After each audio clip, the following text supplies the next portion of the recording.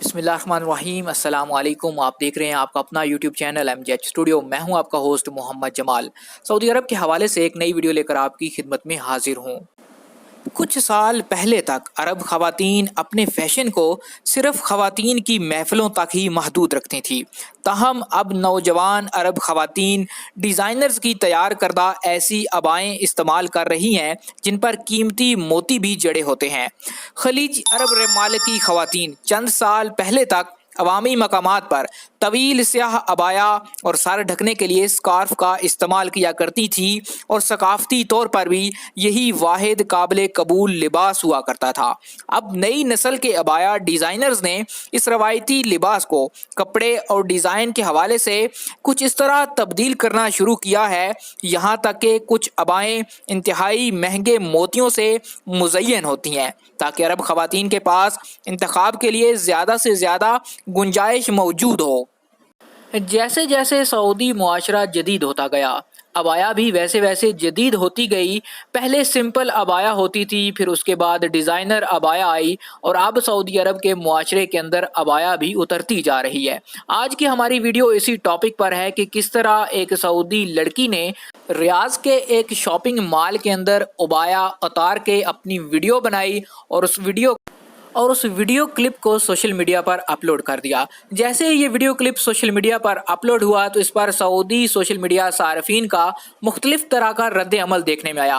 कुछ लोग तो इस खातून की तायीद में बातें करते नजर आए और कुछ लोग वो भी थे जो इसको इस्लाम के मनाफी करार दे रहे थे और खातून के इस अमल की मजम्मत कर रहे थे। आप ये वीडियो पहले देखिए और इस खातून की बातें सुनिए, उसके बाद मैं आपको कुछ लोगों का बयान भी सुनाऊंगा जिसके अंदर सऊदी अथॉरिटी के कुछ लोग भी हैं जो कि अपना बयान दे रहे हैं और वो खुद ये कह रहे हैं कि इस खातून की अपनी मर्जी है, वो जो मर्जी करे और जैसा मर्जी है लिबास पहने। आप ये वीडियो देखिए और इसके बाद हमें कमेंट करके ज़रूर बताइए कि आप खातून के इस अमल की हिमायत करेंगे या इसकी मजम्मत करेंगे।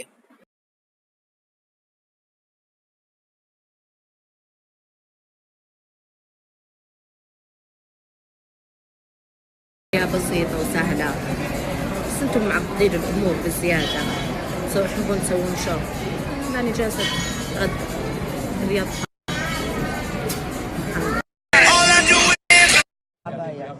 موضوع العباية it is optional and we will have تبغاني بالعربي ولا بالانجليزي؟ بالعربي راح يكون خياري وراح يكون الدريس كود موجود على الموقع بجنب الابلكيشن حق التأشيرة.